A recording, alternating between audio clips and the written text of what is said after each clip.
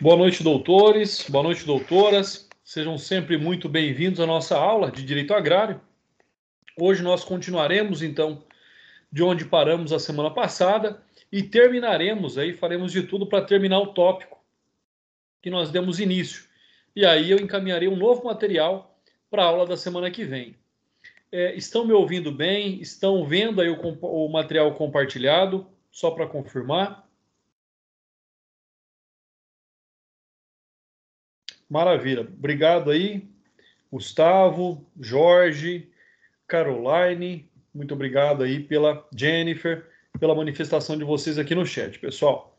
Então, vamos aí dar início à nossa aula, vamos terminar esse conteúdo, vamos falar aí a partir de agora sobre as terras devolutas, né? Talvez vocês já ouviram falar sobre terras devolutas, né? É um assunto aí, talvez de não hoje, né, atualmente, talvez de não uma grande expressão, mas é sempre importante lembrar que as terras devolutas são terras do governo, que não tem ninguém aí na posse, terras que podem ser comercializadas, terras que podem ser utilizadas, né? Não se tratam de reservas ambientais, não se tratam de reservas ecológicas, não se tratam de reservas de patrimônio cultural, não se tratam de áreas indígenas, não se tratam de áreas quilombolas e assim por diante. Então, são terras que podem ser utilizadas e a elas pode se dar uma nova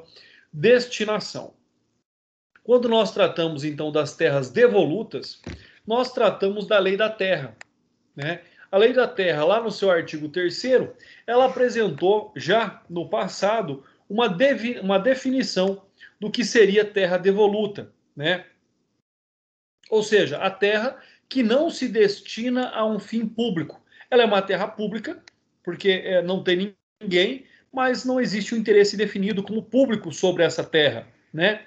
E também não tinha sido incorporada ao patrimônio de ninguém. Então, ou seja, é uma terra que não é ocupada pelo poder público, é uma terra que não tem uma finalidade pública e é uma terra que também não é ocupada pelo particular, ou seja, uma terra que não tem propriedade particular instituída sobre ela. Então, nós podemos dizer o seguinte: é terra de ninguém, né? Ou seja, uma terra da qual pode se dar, então, uma destinação a ela. O artigo 10 aí do Estatuto de Terra, da Lei de Terra, diz que todas as terras de domínio público fossem identificadas. Então também tinha que se fazer um apanhado, tinha que se buscar aí uma compreensão, uma mensuração para saber o quanto se tinham de terras devolutas. Mais uma vez, que não tem ali destinação pública e não foi incorporada ao patrimônio particular de ninguém.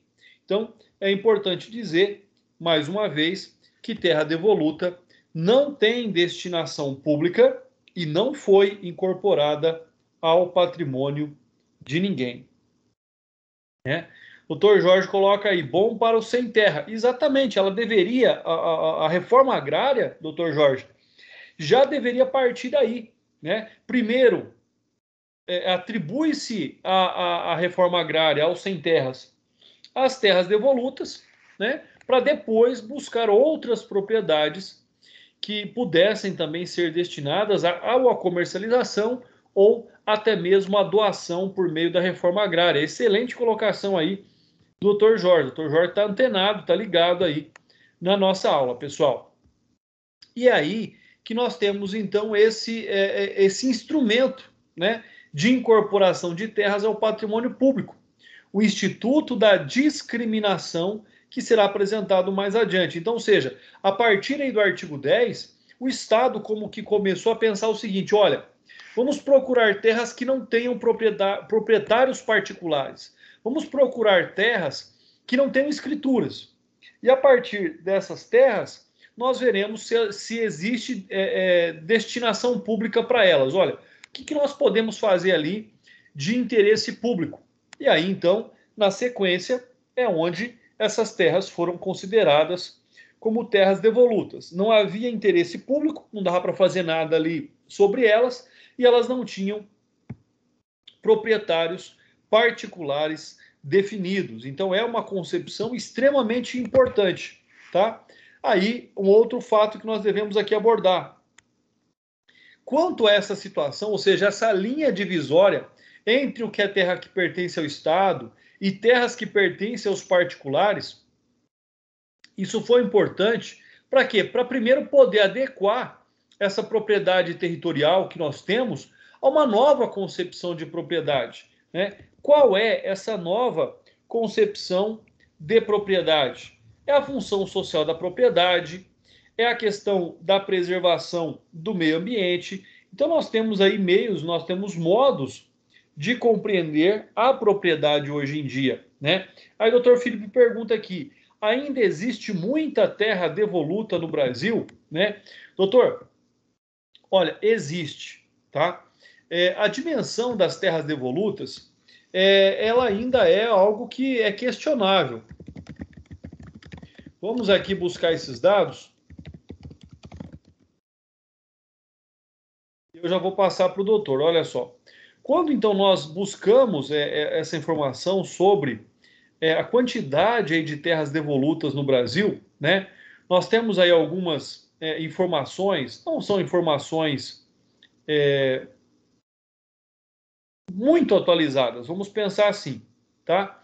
Mas existe sim uma quantidade aí em torno de 310 milhões de hectares, tá? Vou aqui até colocar para vocês o link do site que traz essa informação.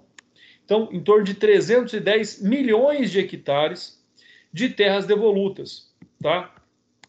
Que podem ser utilizadas aí para o agronegócio, seja o agronegócio partido aí pela reforma agrária ou até mesmo pela aquisição de particulares. Então tem um site aí, eu estou compartilhando com vocês, sobre essa questão da quantidade de terras devolutas no Brasil. Esse site ele divulga a informação, mais uma vez, de 310 milhões de hectares de terras devolutas, tá? E ele diz mais aqui ainda, ele vai dizer que essa terra é uma terra extremamente importante, é uma terra com capacidade aí agricultável, né? E ele vai citar exatamente aí um outro aspecto que é onde essas terras está localizada. Então é importante, tem até um vídeo aí que trata sobre esse tema, então fica aí essa informação. Como eu disse, não é, logicamente, aí talvez a informação mais atualizada, até porque nos últimos 2 anos nós não tivemos o censo, né? Nós não tivemos o censo. Então é importante dizer aí sobre essa questão da quantidade de terras devolutas que nós temos no Brasil. Mas com certeza vocês já observaram aí que é muita terra que se encontra na condição de terra devoluta, pessoal. Vou compartilhar com vocês aqui uma matéria também do Senado, né? Senado, logicamente, federal, não existe outro tipo de Senado hoje, que trata aí dos 170 anos, Lei de Terras oficializou a opção do Brasil pelos latifúndios. Então também é aí um texto, né, uma informação bastante importante e vai mostrar para vocês um pouquinho, né, da história que nós já vimos, mas da história sobre as terras no Brasil, inclusive sobre as terras devolutas. Concordo, doutor Felipe, é muita terra mal aproveitada, é muita terra desperdiçada que poderia ser utilizada aí, né, para a recolocação do homem no campo, que poderia ser utilizada para a produção de alimentos, para a criação de gados, ao invés muitas vezes aí do desmatamento, ao invés da devastação ambiental. Então essa é uma informação também importante aí sobre terras devolutas, tá? Nós temos ainda aqui uma matéria também, vou compartilhar aqui com vocês, que é uma matéria mais recente, de 8 de março de 2021, do site Migalhas também, que trata aí das terras devolutas. Deixa eu ver aqui, parece que não abriu o link, e eu, assim que possível, compartilho com vocês então, tá? Mas é muita terra, a verdade é essa, tá? É muita terra devoluta ainda no Brasil. Terra sem finalidade, que de fato deveria aí ser utilizada por pessoas. É o que eu digo, não é área de conservação ambiental, não é área de preservação de espécies, não é nada disso. Né? Nós não temos, dentro dessas áreas aí descritas, essa perspectiva de proteção. Né? E, logicamente, são terras que poderiam ser utilizadas por pessoas. Nós temos ainda aqui a doutrina, né, do Ricardo Marcelo Fonseca, que diz que não pode haver livre circulação da propriedade dentro de um sistema capitalista moderno, sem que haja uma definição mínima de quais são os claros confins da propriedade de cada um e o que é de propriedade do Estado. Logicamente, a partir do momento em que nós temos aí essa divisão da propriedade entre pública e privada, e entre essas propriedades, logicamente que nós temos que limitar aquilo que é público e aquilo que é privado. Né? E a limitação, ela tem, logicamente, aí algo extremamente importante. Para nós compreendermos essa questão das terras devolutas, né, tanto se luta pela terra, tanto se fala de terra, e ainda existem tantas, uma quantidade dessas ainda de terras devolutas no Brasil. Né? Isso, logicamente, que é uma questão cultural e é uma questão também legal. Né? O próprio artigo 4º aí da Lei de Terras, ele diz que são revalidadas as sesmarias ou outras concessões do governo geral ou provincial que se acharem cultivadas ou com princípios de cultura e moradia habitual do respectivo sesmeiro ou concessionário, ou de quem os represente, embora não tenha sido cumprida qualquer das outras condições das que foram concedidas. Pessoal, só precisava morar e plantar na terra para que a pessoa continuasse ali com o direito de permanecer nela. Então é algo muito simples, Olha, o doutor Jorge coloca aqui, existem terras devolutas ocupadas por grileiros? Existem sim, doutor. Muitas terras dessas que hoje são consideradas devolutas são ocupadas por pessoas sem a devida autorização legal. Né? Doutor Murilo coloca aqui também, essas áreas descritas como devolutas não exercem a função social? Doutor, aí é um detalhe interessante. Se nessa área houver a preservação, por exemplo, de mananciais, houver a produção de alimentos, criação de gados dentro dos limites legais, ela até ocupa, exerce a função social. Porque a função da terra é produzir, é plantar, colher e criar. Essa é a função da terra. Então, é uma coisa diferente. Ela exercer de fato a função social, às vezes até exerça, né? Mas não, ela não está ali legalmente constituída para isso. Para todos os efeitos, ela é terra do Estado. E sobre patrimônio público, por exemplo, não existe uso capião. O que é o uso capião? Já expliquei na aula passada, é a aquisição da propriedade pelo tempo na posse da terra, né? Por aquela permanência mansa e pacífica. Tá? Então não existe uso capião de terra pública. O que acontece? Em determinados momentos, o Estado, reconhecendo essa posse e essa função social, acaba atribuindo ali a propriedade, a regularização fundiária, né? Muito se fala aí hoje em regularização fundiária. Então, em algumas situações, acaba até atribuindo a propriedade dessas áreas devolutas, dessas terras devolutas, a quem está na posse delas, na condição de grileiro, mas que cumpra a função social. Tá? Mas sim, existem aquelas terras devolutas ocupadas por grileiros, ou seja, por aquelas pessoas que não têm propriedade sobre elas. O que é o grileiro? Né? O grileiro é aquela pessoa que invade uma propriedade, seja essa propriedade particular ou privada, né? Sem autorização legal, sem ser o proprietário ou estar autorizado a estar na posse daquela terra. Então, respondendo, a maioria dessas terras podem ser ocupadas por grileiros. Eles não adquirem a propriedade pelo uso capião, ou seja, pela posse mansa e pacífica dessa terra por um tempo, e algumas delas, ainda assim, acabam ocupando a função social, que é a recolocação do homem na terra e a produção de alimentos e criação de animais. Então, pode acontecer, sim, dela ocupar e exercer essa função social, tá? Passando um pouquinho mais adiante, a legitimação dessas posses, né? Como é que isso aconteceu? Como é que se legitimou a posse das pessoas nessa terra? Isso já vinha previsto, né? A primeira vez que isso aconteceu foi lá no artigo 5º da Lei de Terras, né? E a Lei de Terras, pessoal, ela completa, aí conforme o link que eu encaminhei para vocês, 170 anos. Né? A Lei de Terras está aqui, olha só. 170 anos, Lei de Terras, né? Desprezou os camponeses e oficializou o apoio do Brasil aos latifundiários. Essa é uma conclusão que se chegou. Ela não favoreceu os pequenos produtores, as terras foram aí garantidas em grande proporção a poucas pessoas, vamos pensar assim, né? E ela acabou favorecendo os latifúndios, as grandes propriedades em extensão territorial.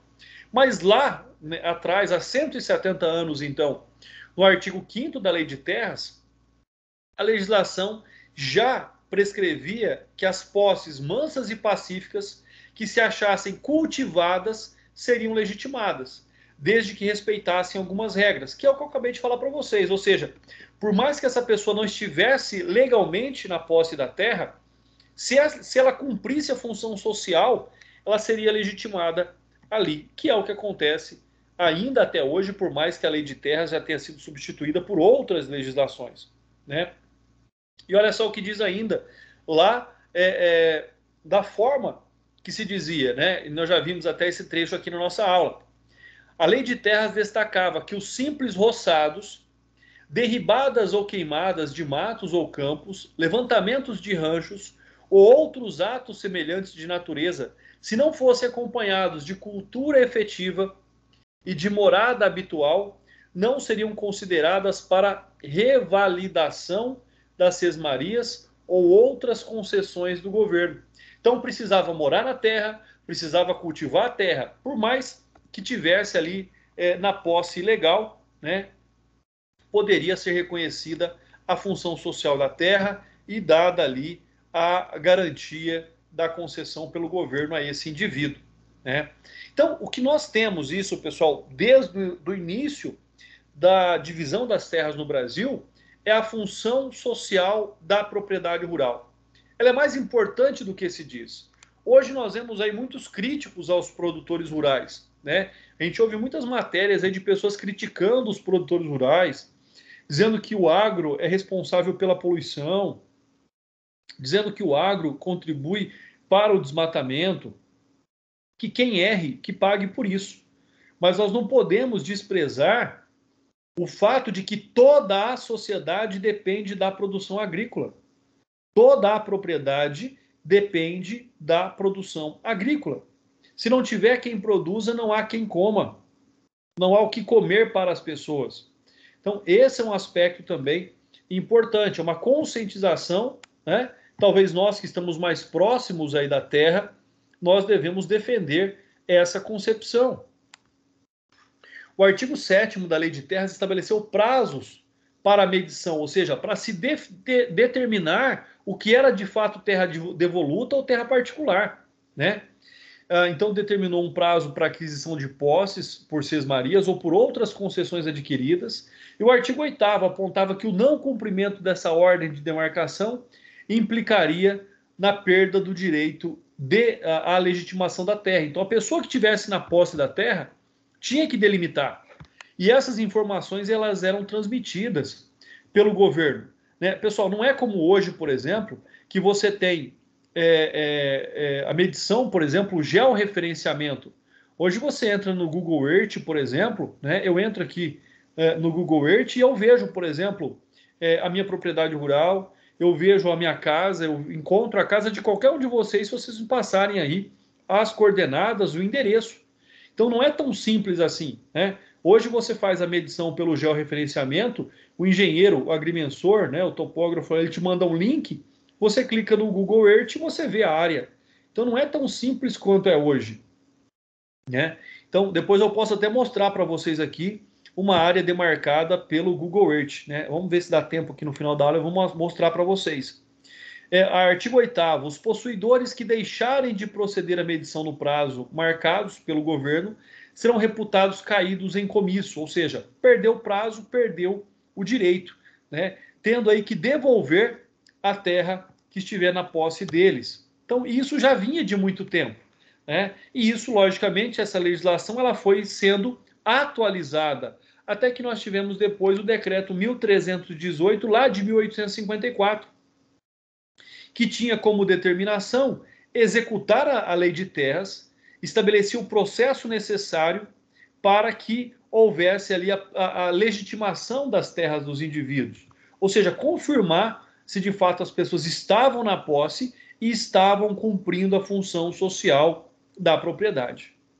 O que nós podemos observar sobre a lei de terras, que agora completa aí 170 anos, o que nós podemos observar sobre ela é que ela fortaleceu a estrutura fundiária herdada da colônia e dificultou o acesso da terra pelos imigrantes.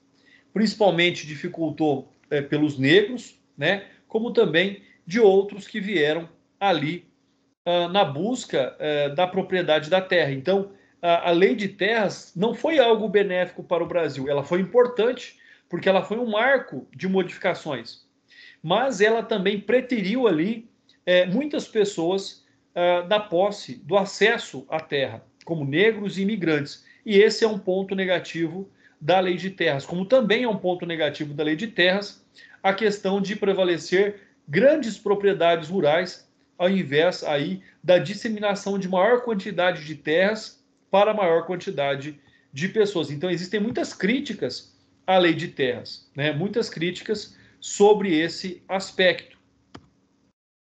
Registro paroquial. Antigamente nós não tínhamos o registro público, né? Olha só como é interessante isso. Antigamente não tinha um cartório de registro de imóveis. Onde é que se registravam então essas terras? No registro paroquial. Ainda é aquela confusão entre Estado e Igreja, né? Nós tínhamos o registro das terras no registro paroquial, né? O responsável por esse registro era o vigário, era o padre, né? Então, ou seja, a partir então desse decreto aí de 1854, decreto 1318, lá no seu artigo 91, determinava que todos os possuidores de terras, posseiros ou proprietários eram obrigados a registrar as suas terras. É como nós vimos, se não registrar, perdeu, né? E essa legislação obrigava esse registro perante os vigários das paróquias. Eu não sei se você já tinha ouvido essa história, né? E é a história do Brasil. É aquela confusão entre a propriedade privada, poder público e a religião, né? Logicamente que isso não perdurou aí por muito tempo. Isso teve que ser mudado, o Estado teve que assumir a sua responsabilidade sobre o registro da terra, mas lá no início o registro era lá na paróquia, era lá perante o vigário, né? E a efetividade desse decreto era por qual motivo? A efetividade era porque o vigário, as igrejas estavam mais próximos das pessoas. O Estado era difícil acesso.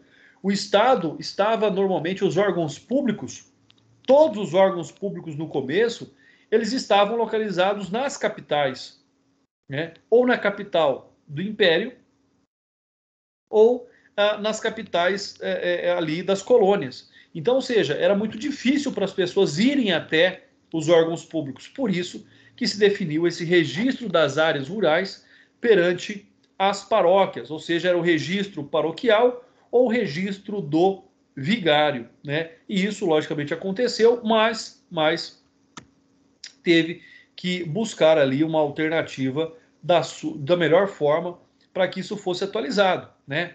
Era um efeito meramente estatístico, não era um efeito legal, né? Sem qualquer valor jurídico que comprovasse a propriedade da terra. Eram informações prestadas para que o Estado pudesse, ali no início, começar a compreender quais eram as terras ocupadas e quais eram as terras que não estavam ocupadas. Então, percebam, é mais um censo, né? É mais com a finalidade de se conhecer, de se observar a quantidade de terras devolutas e as quantidades de terras que já eram atribuídas a alguém, do que, de fato, atribuir um valor legal da propriedade a essas pessoas. E, como eu disse, foi uma tentativa não exitosa, né? Fazendo com que a propriedade fosse incerta, né, e emaranhada, ou seja, não garantiu a propriedade e não se sabia se essas informações elas eram informações fidedignas, corretas ou não. Alguma dúvida, pessoal? Alguma pergunta?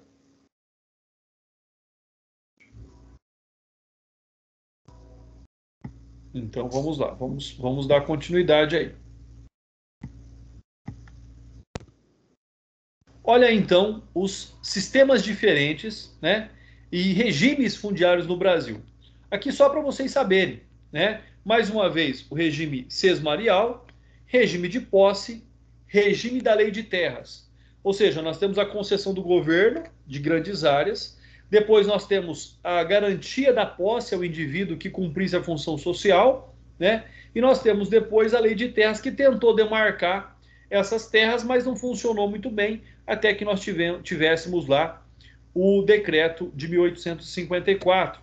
E aí nós estamos agora no período constitucional, tá? Ou seja, nós agora saímos do período colonial, do período do Império, e passamos para a Primeira República, para a primeira Constituição do Brasil, para a Primeira República, também chamado pelos livros de história. Então, a Constituição Federal de 1891. O que ela trouxe de novidade? O que ela trouxe aí de evolução em razão do que existia até aquele momento? Então, é um marco importante, Constituição Federal de 1891. Foi a primeira da história da República no país, né? Embora marcada por fortes mudanças, conservou o direito de propriedade absoluto ao estabelecer no seu artigo 72, parágrafo 17, que o direito de propriedade mantém-se em toda a sua plenitude, salvo a desapropriação por necessidade e utilidade pública, mediante indenização prévia. Isso não foi uma novidade, isso já existia. Ela sofre influência pela Constituição Americana de 1787, né? Copiaram um pouquinho ali a Constituição Americana, né? E lá no seu artigo 64 entregou aos estados as terras devolutas situadas em seus territórios, deixando para a União apenas as áreas de fronteira. Olha só, passa o comando, né, das terras devolutas para os estados. É lógico, é mais fácil, cada um ali no seu quadrado, né? Cada um deve exercer ali a sua função social. E era mais fácil para os estados demarcarem e era mais fácil para os estados, então, ali registrarem essas terras. A partir desse momento, pessoal, que é um marco histórico, que é um momento extremamente importante, né? A partir desse momento, os estados receberam a competência administrativa para elaborar a política fundiária, assumindo uma função importante de legalizar a propriedade rural e, ao mesmo tempo, herdaram um grave problema fundiário não solucionado pelos governos coloniais e imperiais. Coube, então, ali ao Estado resolver isso, né? Vamos chegando mais próximos de nós agora. O Código Civil de 1916, né, que foi substituído pelo de 2003, então percebam que o Código Civil de 1916 teve vigência até 2003, aí nós tivemos um novo Código Civil, né? Eu, quando entrei na faculdade no ano de 2000, eu estudei 2000, 2001 e 2002 o Código Civil de 1916, já caminhando para o final da faculdade, aí eu estudei o Código Civil de 2003, ou seja, o atual Código Civil. O que o Código Civil de 16 trouxe? Determinou que as terras fossem registradas para que tivessem proteção jurídica adequada. Criou ali o cartório de registro de imóveis. Então, lá no Código Civil de 1916, nós tivemos o primeiro registro jurídico da propriedade. A primeira garantia jurídica de propriedade rural. Aí nós tivemos em 1950 o Estatuto da Terra, muito mais moderno, né? O Estatuto da Terra, ele foi instituído aí, né, em 1964 somente. Ele foi instituído pela Lei 4.504, em 30 de novembro de 64, ou seja, ali sobre a obra do regime militar, sobre Getúlio Vargas. Né? Na verdade, antes, 64 já tomado ali, acabava de ser instalado no país, sendo fruto da reação às medidas tomadas por João Goulart no campo da reforma agrária. Getúlio Vargas foi depois. O João Goulart, assumindo algumas das bandeiras dos trabalhadores rurais, regulamentou os casos de desapropriação por interesse social, dando o primeiro passo para a criação e a realização da reforma agrária. Ainda, o então presidente prometeu remeter ao Congresso Nacional um projeto de reforma agrária e assinou diversos decretos desapropriando terras nos estados do Rio de Janeiro, Goiás, Minas Gerais e alguns estados do Nordeste também. Logo após, Goulart foi derrubado pelo golpe militar, que teve apoio dos latifundiários, adversários das mudanças da reforma agrária. Então, ou seja, percebam que a questão política sempre teve ali, questão de política e poder econômico, né? Elas sempre estiveram relacionadas à terra no Brasil. João Goulart tentou fazer o que era certo, os latifundiários não concordaram, derrubaram João Goulart, e aí nós tivemos o chamado golpe militar, o período militar, né, a partir aí de 64. Entre as medidas tomadas de imediato pelo poder emergente do golpe militar estavam bloquear as lutas dos agricultores, impedir o fortalecimento das organizações rurais, instruíram ainda as comissões encarregadas de proceder uma análise detalhada das reivindicações e proposições apresentadas pelos camponeses no período antecedente ao golpe militar. Analisaram ali o que existia, né? Só que é importante dizer que essa edição do Estatuto da Terra está diretamente ligada ao descontentamento que figurava no meio rural. Ou seja, o receio do governo brasileiro e da elite conservadora em razão dessa revolução. Ou seja, essa criação desse estatuto era para apaziguar ali os camponeses e tranquilizar os proprietários de terra. Ou seja, olha, camponês, eu vou fazer uma reforma agrária. Olha, produtor de terra, não vou desapropriar sua terra. Né? Era o que vocês falaram agora. Olha, vamos primeiro buscar as terras devolutas, para depois buscar as terras improdutivas. Né?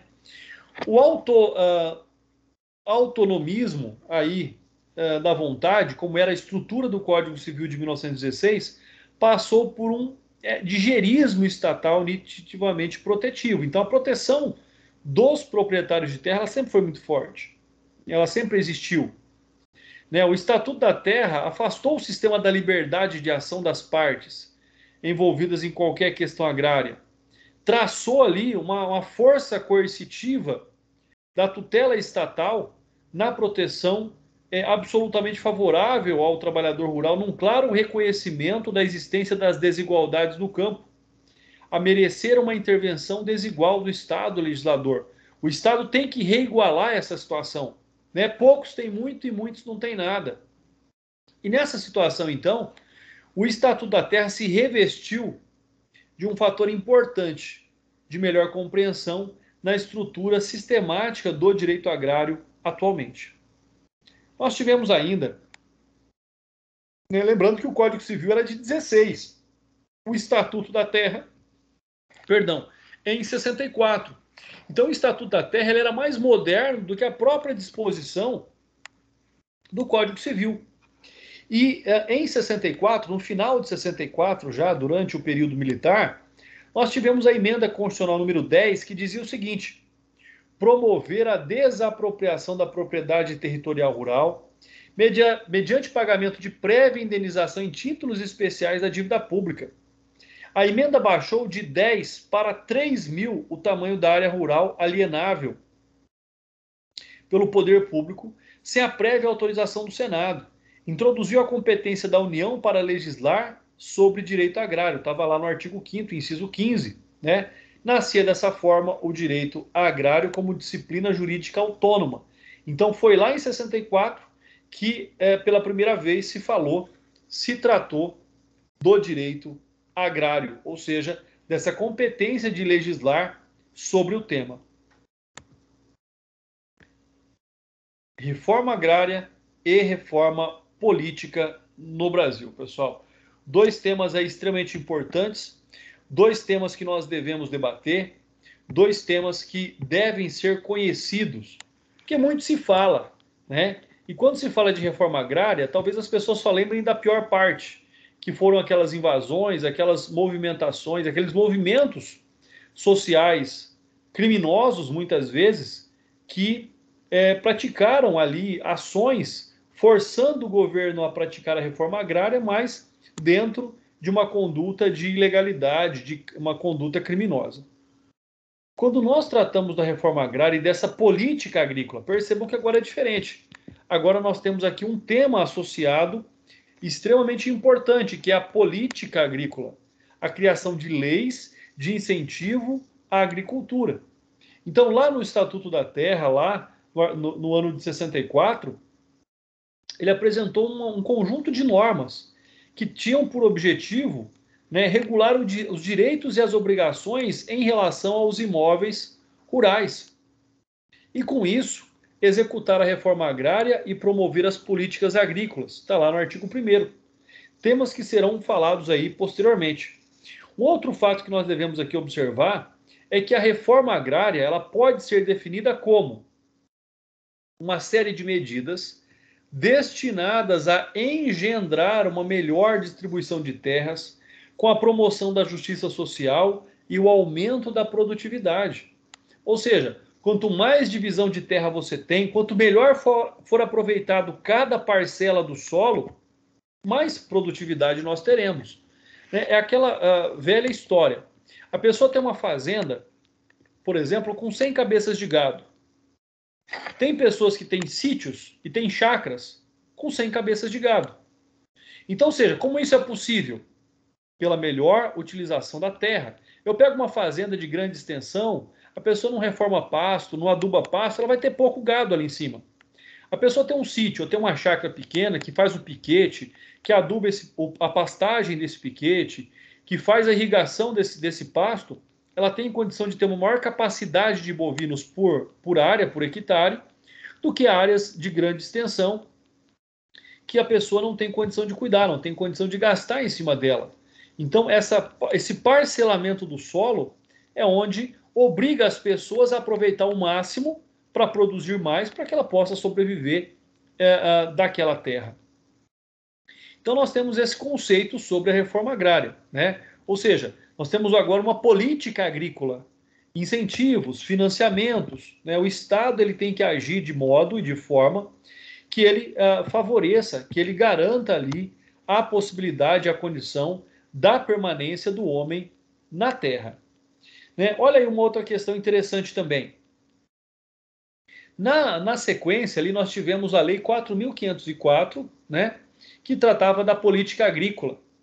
A política agrícola dizia lá no seu artigo 2º, parágrafo 2º, o conjunto de providências de amparo à propriedade rural que se destinem a orientar, no interesse da economia rural, a atividade agropecuária, seja no sentido de garantir-lhes o pleno emprego, seja no de harmonizá-las com o processo da industrialização do país. Então era de fato trazer ali para a agricultura a modernidade, a condição e a capacidade de melhor produção de alimentos no Brasil, né? Otimizar essa produção, isso é extremamente importante.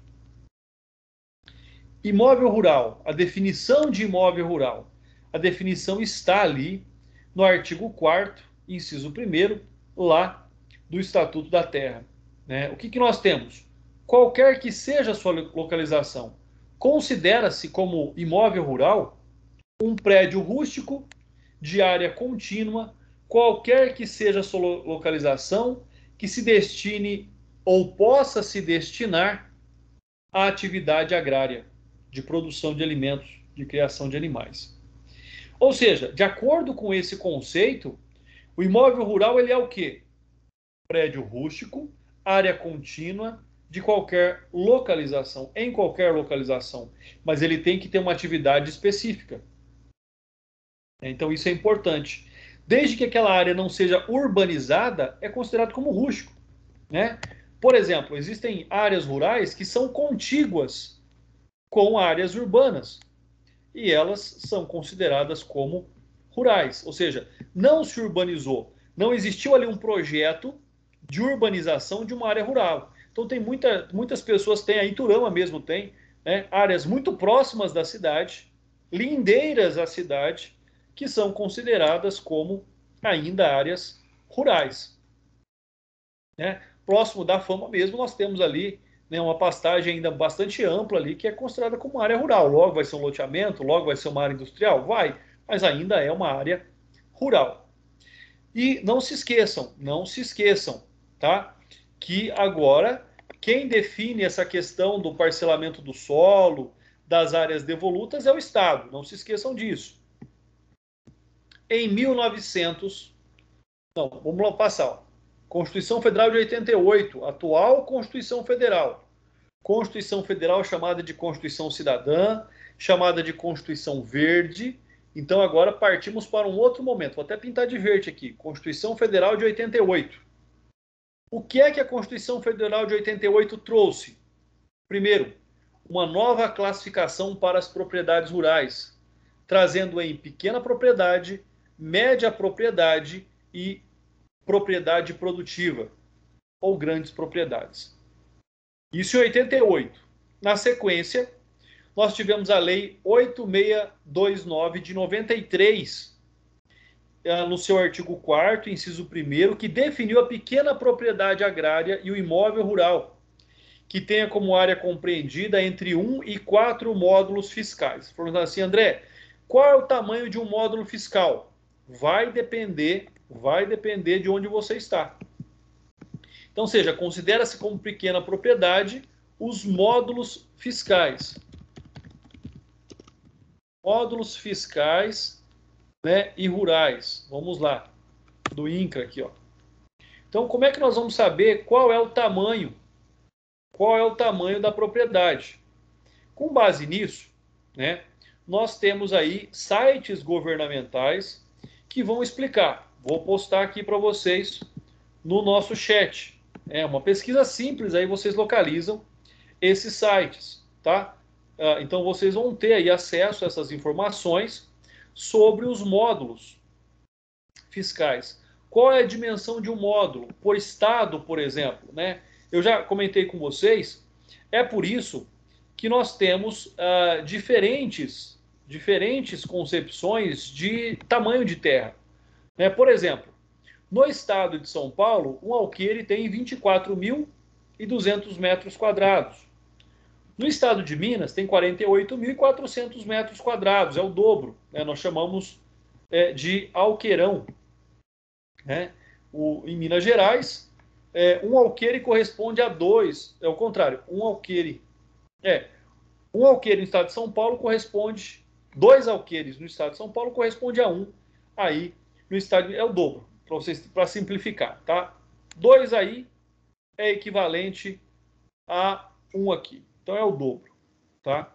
Então nós temos vários sites aí, eu estou postando para vocês esses sites oficiais, que tratam aí da questão dos módulos rurais. Pesquisem, observem a questão dos módulos rurais. Porque o que eu digo, não adianta eu explicar de uma única forma, porque onde você está pode ter aí uma dimensão diferente, né? Pode ter aí uma concepção diferente na extensão do módulo rural, né? Então, os módulos rurais, os módulos fiscais, né, nós temos essa concepção. Nesse site da Embrapa, vocês vão observar, né, e é um índice do IBGE de 2012, vocês vão analisar essa extensão dos módulos fiscais por região, né, o tamanho desses módulos fiscais por hectare.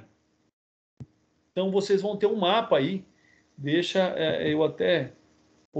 Bom, é esse da Embrapa, vocês vão, é só clicar nesse site da Embrapa aqui, ó, vou até colocar um joinha aqui em cima dele, para vocês observarem, esse site da Embrapa, www.embrapa/código florestal área de reserva legal, né, /módulo fiscal. Entrem nesse aqui, que vocês vão observar o tamanho né, dos módulos, dependendo da região onde você está. Tá? Então, existe uma distinção, inclusive por cores aí, do tamanho dos módulos fiscais. Então, nesse site da Embrapa, vocês conseguem observar. Voltando aqui à nossa tela. Né? Então, pequena propriedade agrária, de 1 a 4 módulos fiscais.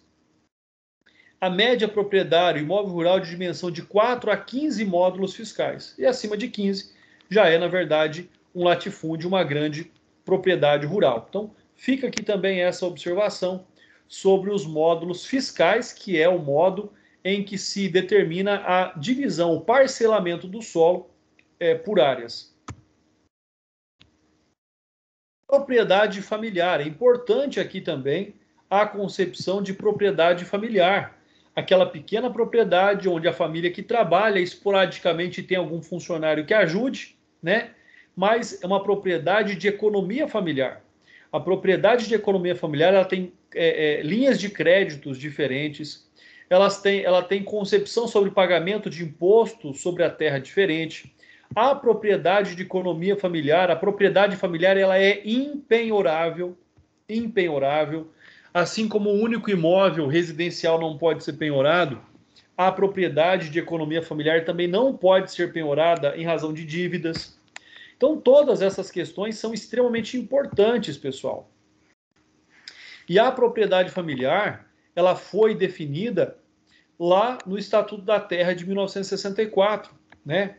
Ela foi definida lá como imóvel rural que é explorado principalmente pelo agricultor e sua família, sendo capaz de garantir a subsistência e o progresso social e econômico, com área máxima fixada para cada região, de acordo com o tipo de exploração, permitindo-se a ajuda eventual de trabalho de terceiros. Guardem aí, né, esse conceito de propriedade familiar, com certeza é um conceito importante que pode ser cobrado aí na avaliação.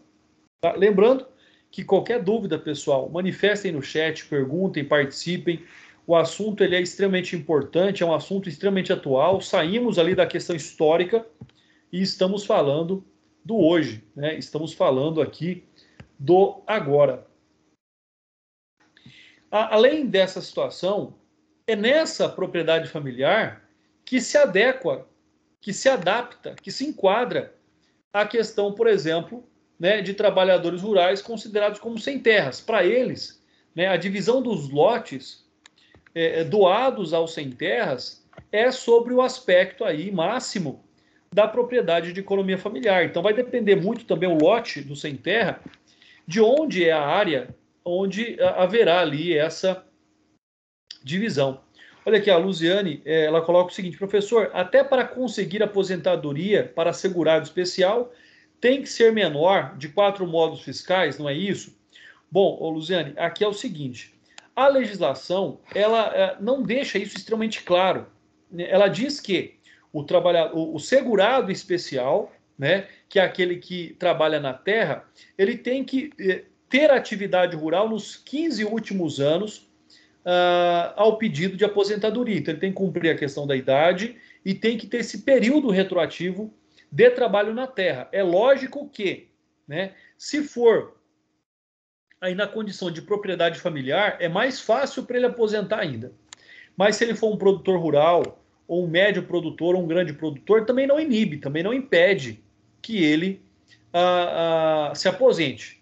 É porque o produtor rural em economia familiar, às vezes ele não emite notas fiscais, às vezes ele não contribuiu para a Previdência Social. É isso que você está querendo dizer, né? Nesse caso, quando a propriedade for menor, igual ou menor a 4 módulos fiscais, ele não precisa ter contribuído para se aposentar. Por isso que ele é considerado como segurado especial não contributivo. Porque todos nós vamos aposentar porque nós pagamos. O grande produtor, cada vez que ele vende um caminhão de boi, cada vez que ele vende um caminhão de café, ele emite uma nota fiscal. E parte dessa nota fiscal, né, já vai para a sua aposentadoria, como um recolhimento, como a comprovação. Tanto é que o produtor rural ele se aposenta pela apresentação do talão de notas, contratos de arrendamento. Para o pequeno proprietário, para aquele que tem uma propriedade... Volto, Felipe, só já estou voltando aqui. Aí, ó.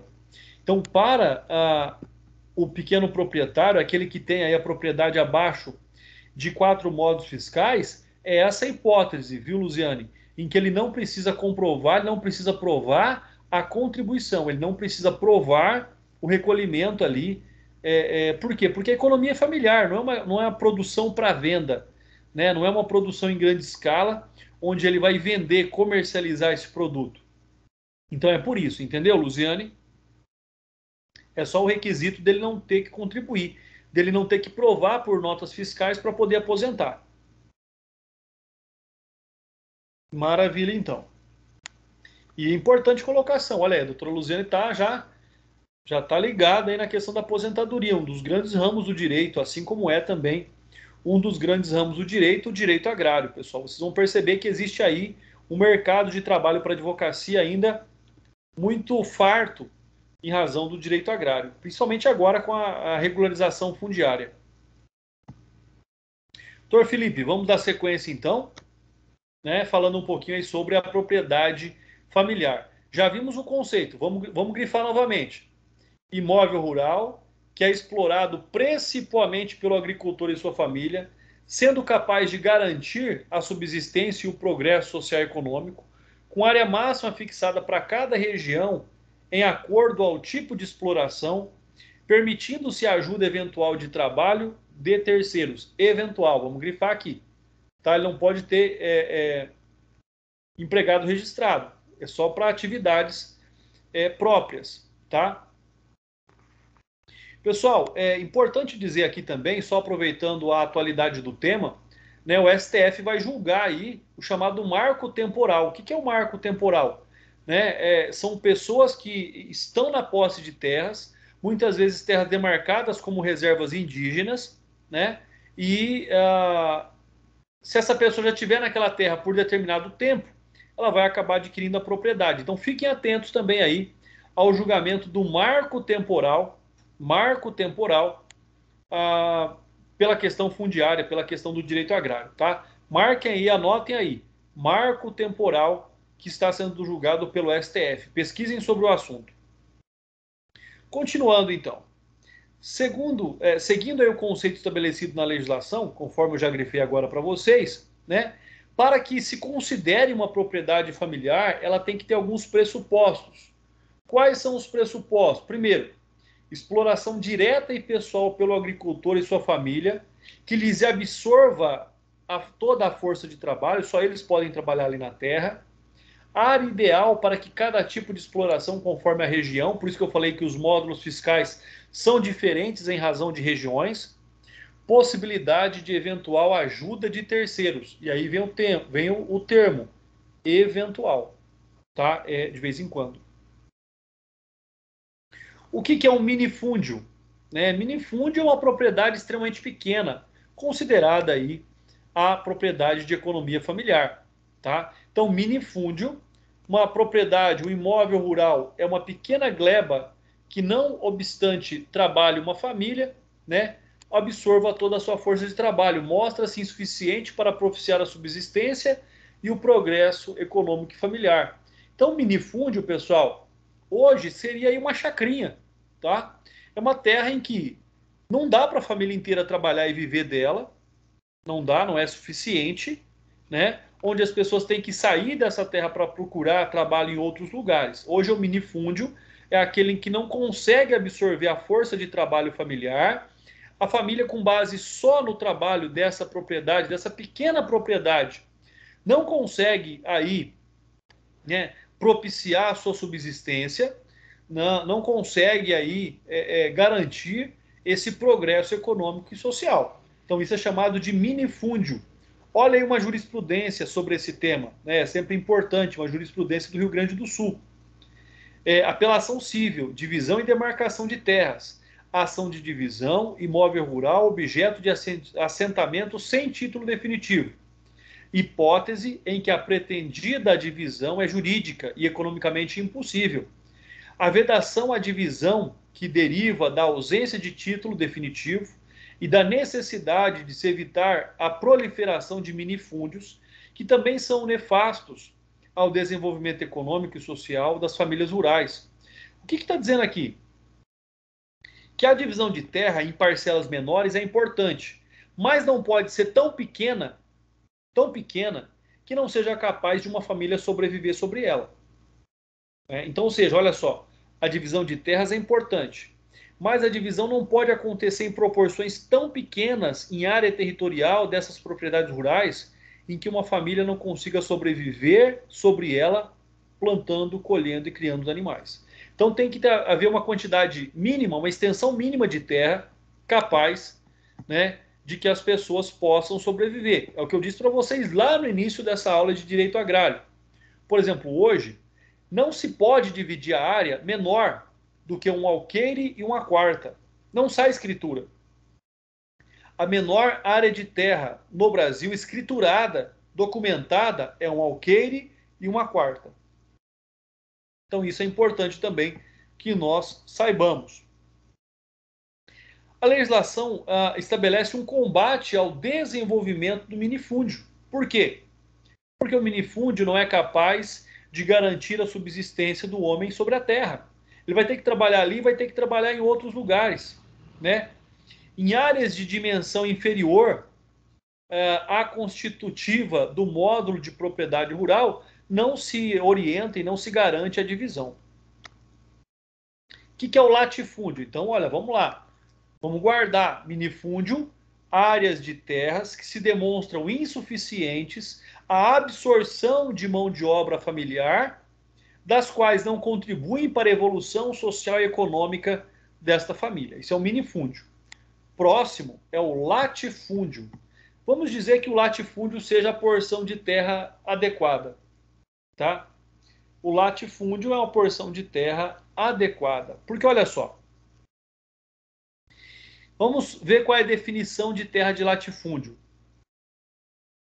Ela não existe uma definição concreta nos termos do Estatuto da Terra, né? A legislação também não estabeleceu uma espécie de classificação do que seria, qual é a extensão de um latifúndio, né? Mas nós podemos concluir que o imóvel rural é latifúndio por extensão quando excede a dimensão máxima fixada na forma do artigo 46, inciso parágrafo 1º, letra B do Estatuto da Terra. É 600 vezes o módulo médio da propriedade rural, ou melhor, né, é 600 vezes o módulo médio da propriedade rural e nem 600 vezes a área média do imóvel rural da respectiva zona. Levam-se em conta ainda as condições ecológicas, sistemas agrícolas regionais, a fim de que se destine.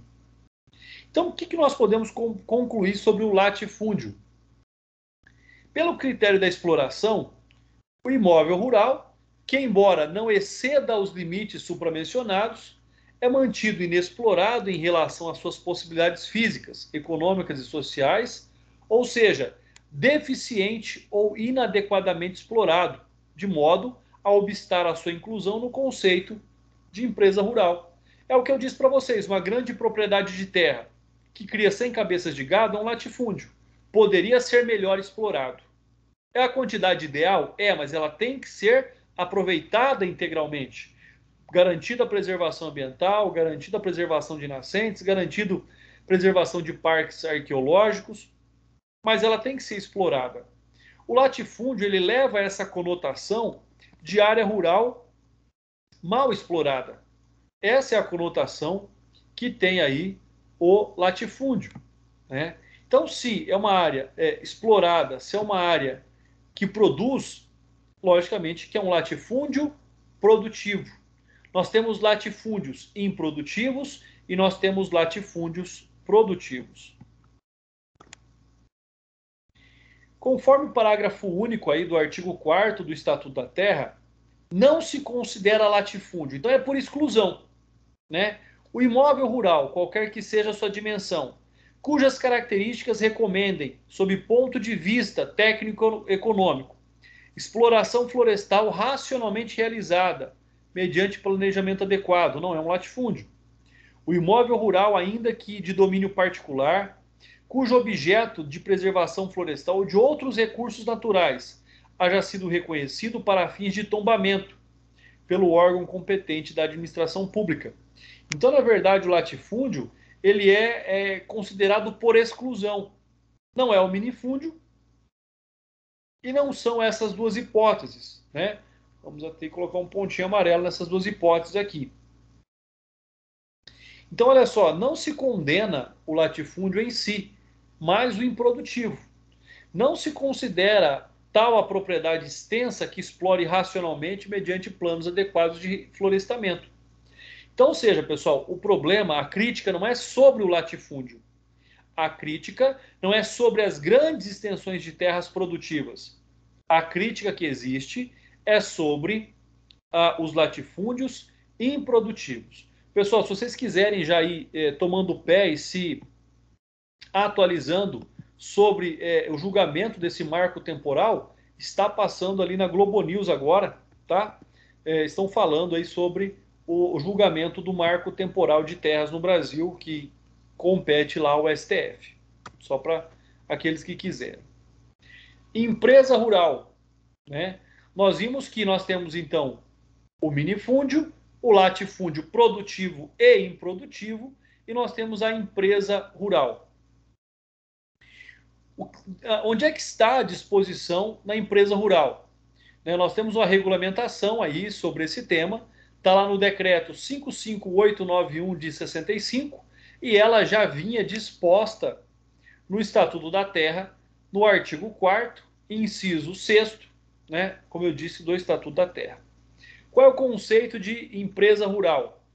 É o empreendimento de pessoa física ou jurídica, pública ou privada, que explore economicamente e racionalmente imóvel rural, dentro de condição de rendimento econômico, da região em que se situe e que explore área mínima agricultável do imóvel, segundo padrões fixados pública e previamente pelo Poder Executivo. Então, quando nós tratamos de empresa rural, né, a grande definição dela, a grande distinção da empresa rural é a sua organização, é a sua eficiência na produtividade e a finalidade da comercialização da sua produção, tá? O minifúndio é ali a sobrevivência da família na terra. O latifúndio, quando produtivo, o excedente é comercializado, né? E a empresa rural produz tudo para comercializar. A finalidade dela não é o consumo.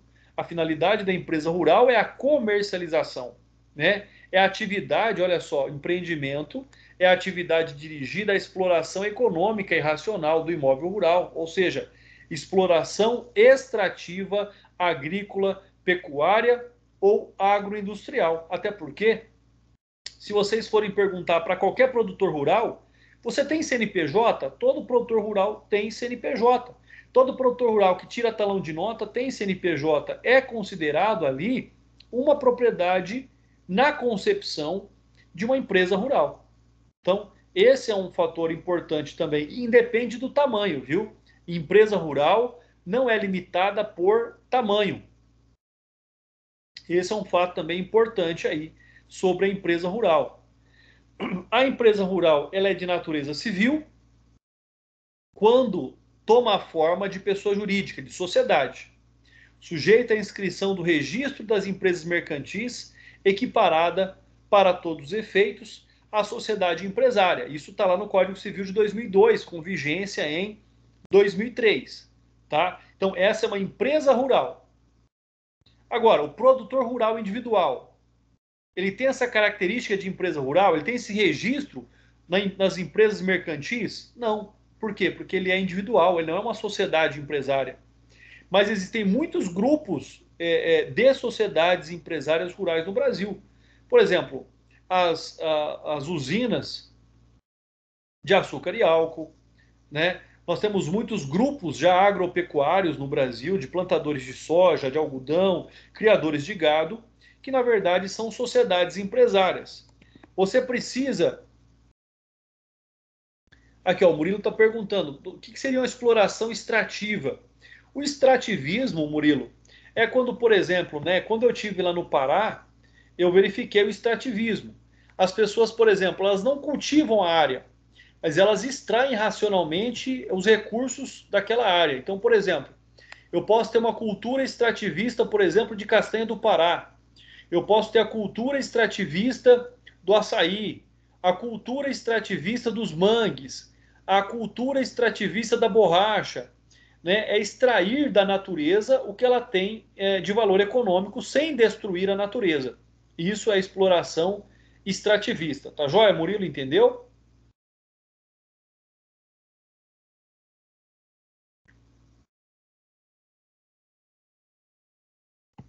Vamos lá, pessoal, dando sequência então. Né? A diferença entre produtor rural devidamente regulamentado, que tem CNPJ, para uma sociedade empresária é exatamente a sua constituição. Módulo rural e módulo fiscal. Já explicamos aqui, tá? Só para frisar, só para deixar claro que é o módulo rural e o módulo fiscal, qual a distinção entre os dois? Vocês vão encontrar aí, né? Essas distinções, que na verdade, na prática, produzem pouca importância. O que nós temos? Nós já sabemos sobre a classificação do imóvel rural. Ele vai se classificar em minifúndio, latifúndio, né?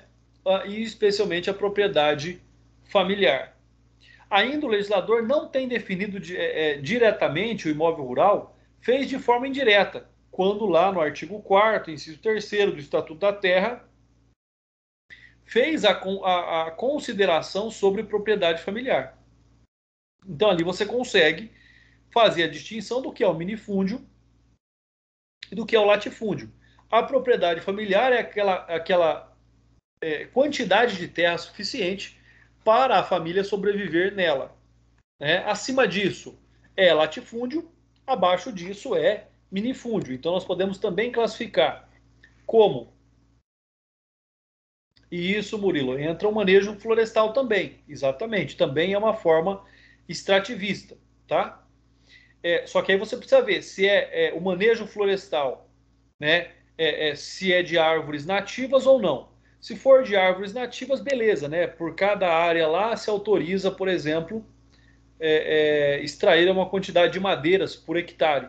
Então seria o manejo florestal, exatamente.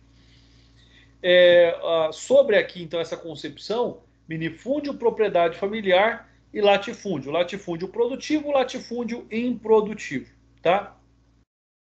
E, logicamente, que essas áreas vão depender muito da região onde elas serão aí exploradas. Vamos ver o que nós temos aqui de importante também.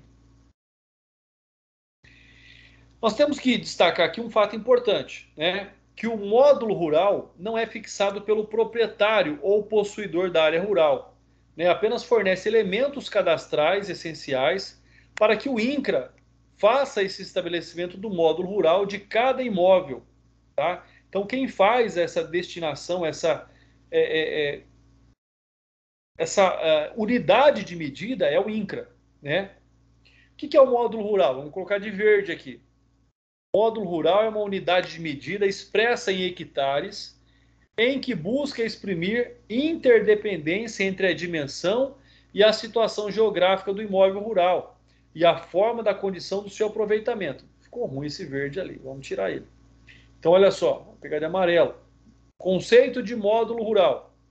Módulo rural é uma unidade de medida expressa em hectares que busca exprimir a interdependência entre dimensão, situação geográfica dos imóveis rurais e a forma e a condição do seu aproveitamento. Quem determina o tamanho do módulo rural é o INCRA. Tá? Qual é a efetiva distinção entre módulo fiscal e rural? Né?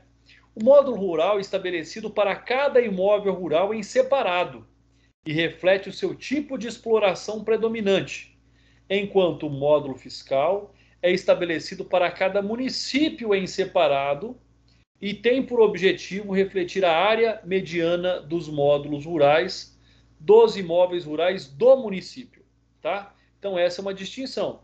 Módulo fiscal é municipal. Módulo rural é nacional, de acordo com quem estipula é o INCRA. Então aí nós temos a diferença entre módulo fiscal e módulo rural. Alguma dúvida, pessoal?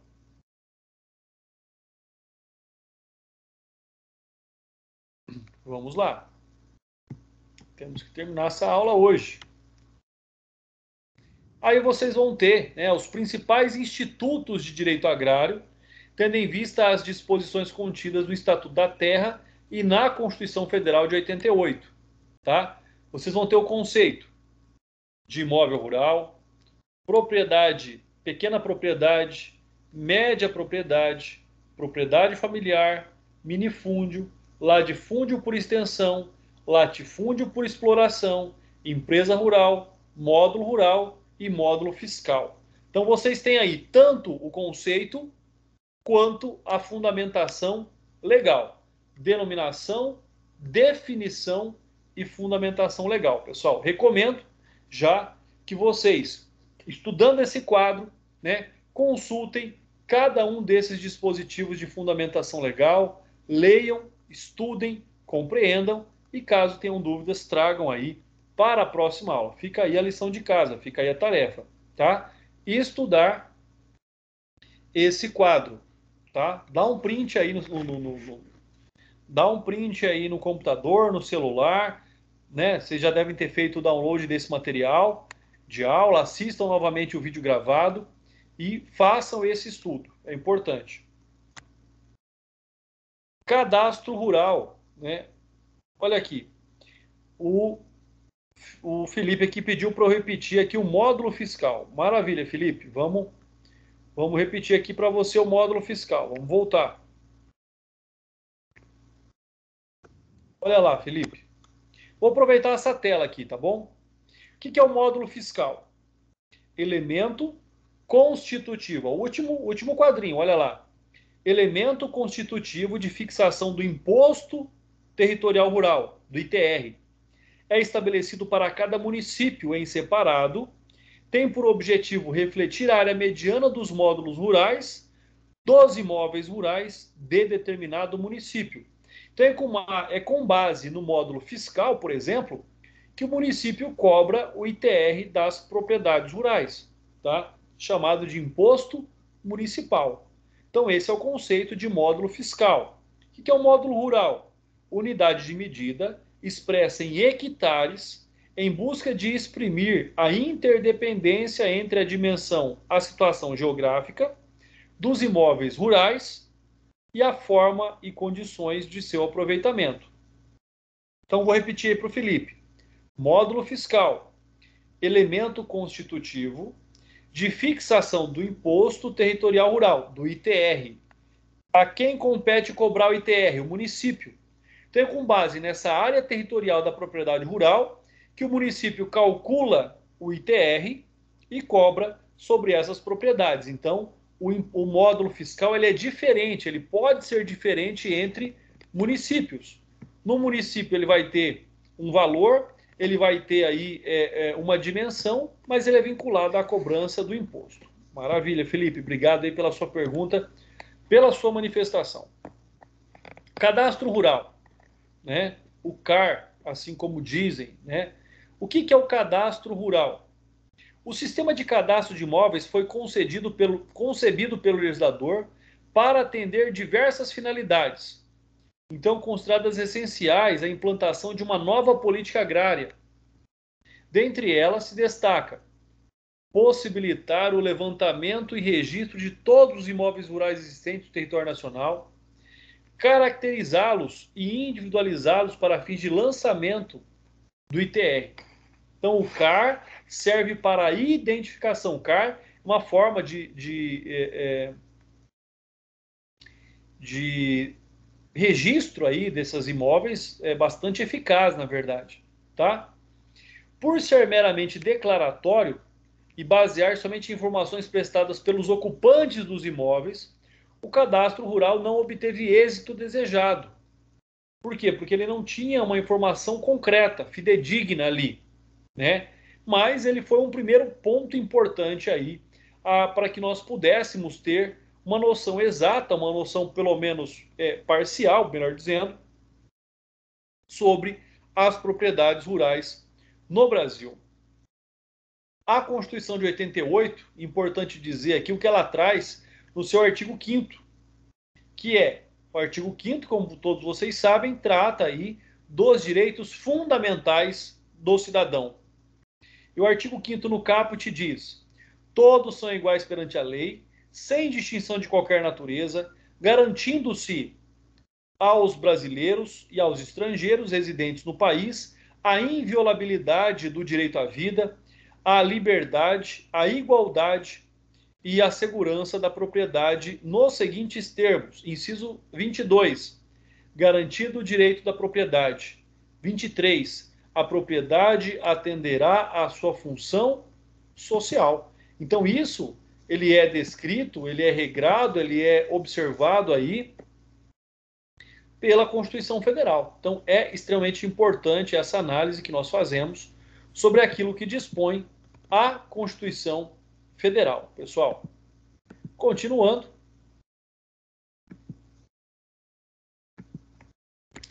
Já fui avisado aqui pelo sistema que falta só 5 minutos para acabar a aula, tá bom, pessoal? Vamos lá. Então, o que nós temos aí a respeito da Constituição Federal? Bom, além, né, de ser chamada aí a Constituição Cidadã, a Constituição Verde, ela trouxe significativas mudanças sobre a propriedade agrária, conforme nós ainda veremos, né?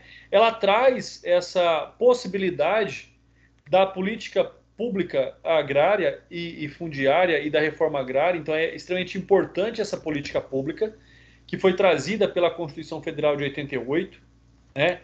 Nós temos lá o capítulo 3º do título 7º da Constituição Federal, que define lá no seu artigo 6º a propriedade produtiva, aquela que é explorada economicamente, racionalmente, atinge simultaneamente graus de utilização da terra e de eficiência na exploração, segundo índices fixados pelo órgão federal competente. Então é importante também essa definição aqui no capítulo 3º do título 7º, no seu artigo 6º, sobre a propriedade produtiva, o conceito de propriedade produtiva. Então é extremamente importante aí esse conceito.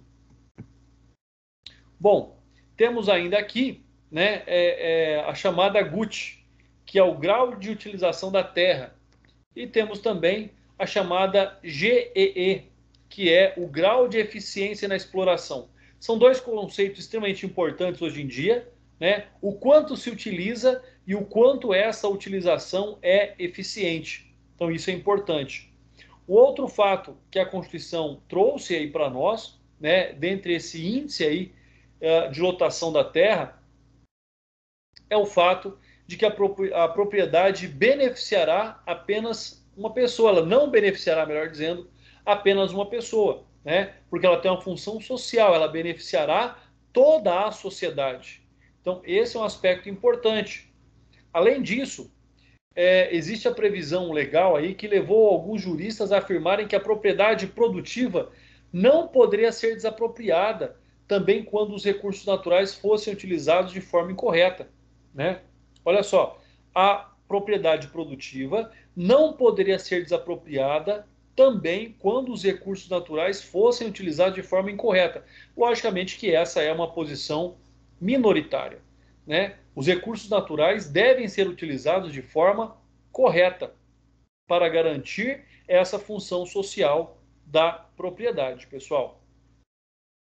A função social da propriedade rural, como nós já falamos aí, ela é extremamente importante, né? Nós já vimos isso durante toda a história da humanidade, toda a história ligada aí à função social da propriedade. Então isso, logicamente, é um tema aí que nós já abordamos, é um tema que já foi bastante discutido, né? E essa função social da propriedade, ela tem como características, e já, pessoal, aguentem aí, já caminhando para o final da aula, né?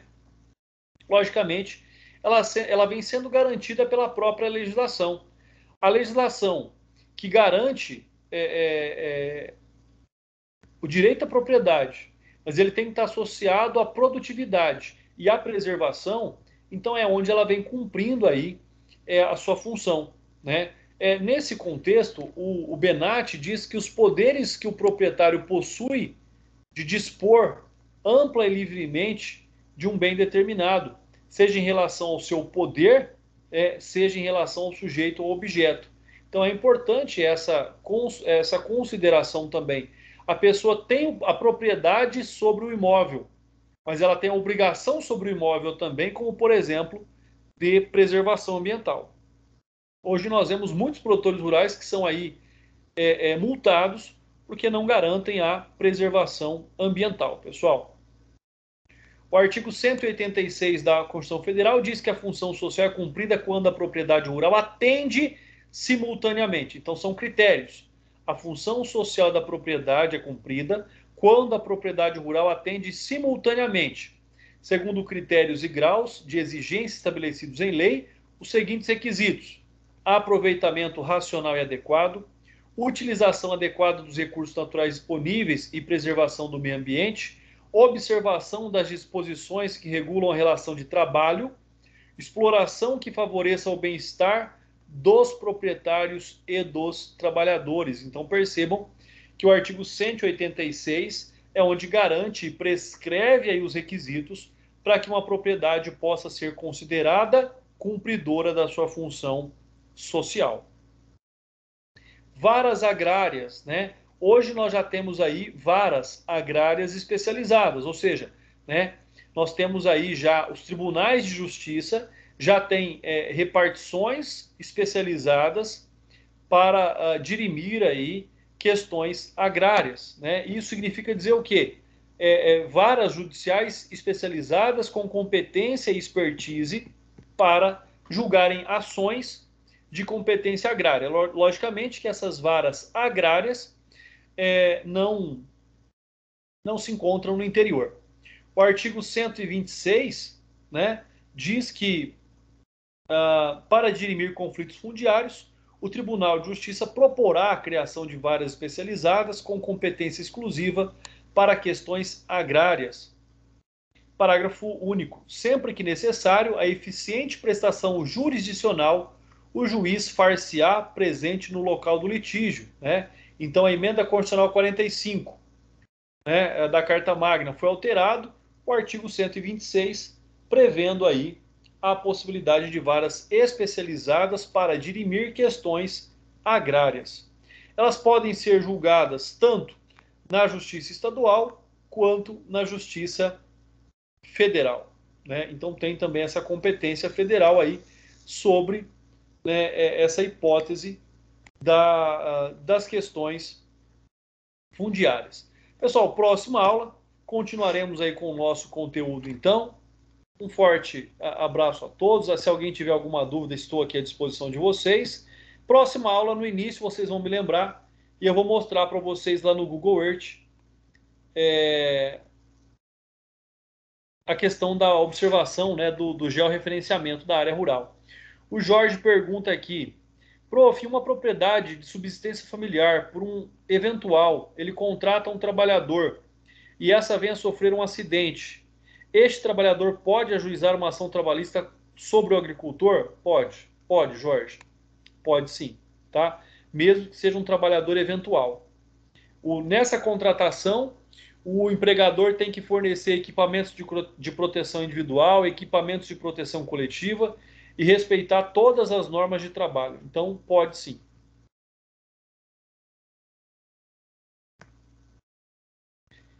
Mais alguma dúvida, pessoal? Mais alguma pergunta?